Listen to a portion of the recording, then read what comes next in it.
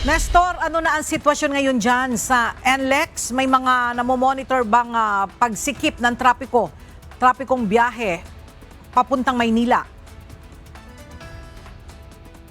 Magandang tanghali, Ella. Sa ngayon ay maluwag pa ang daloy ng trapiko sa North Luzon Expressway o NLEX at Subic-Tarlac Expressway ngayong araw. At gayon man, nakamonitor pa rin ang pamunuan ng NLEX Management sa posibleng pagdagsa sa pamaynila ng mga motorista na galing sa norte.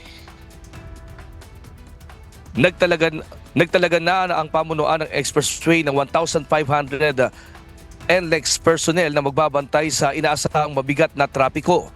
Kinabibilangan ito ng NLEX Patrol personnel, Marshall Teller, na nakadeploy hanggang January 5. Ayon kay Robin Ignacio, NLEX Assistant Vice President for Traffic Operation, inaasahan nila na mamayang gabi o mararamdaman na anya ang unti-unting pagsikip ng trapiko. Pero bukas ng hapon naman ang posibleng bulto ng mga sasakyan.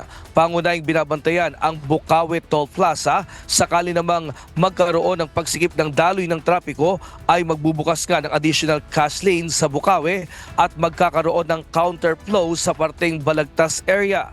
Samantala, tuloy-tuloy pa rin, Ella, ang pre-towing sa mga Class 1 vehicle sa nearest exit area ng NLEX simula ito ng January 3 ng 6 a.m. hanggang January 5, 2026 ng 6 a.m. Paalala sa mga motorista ng NLEX Management, siguraduhin bago bumiyahe ay nasa tamang kondisyon ang kanilang mga sasakyan, gayon din ang mga driver. Huwag kalimutang i-check ang battery, lights, oil, water, brakes, air, gas, engine at tires o blow bagets para makaiwas sa aberya. Sa monitoring ng NLEX, wala namang naitalang major accident liban sa mga minor accident, kabilang na dyan ang rear-end collision.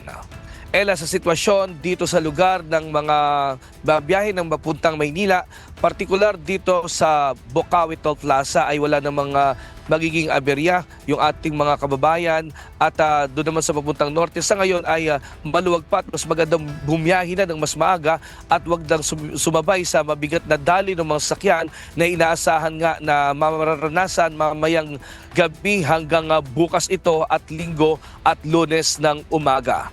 At yan muna ang ating latest live mula dito sa Balintawak Toll Plaza. Balik sa iyo dyan, Ella. Maraming salamat, Nestor Torres.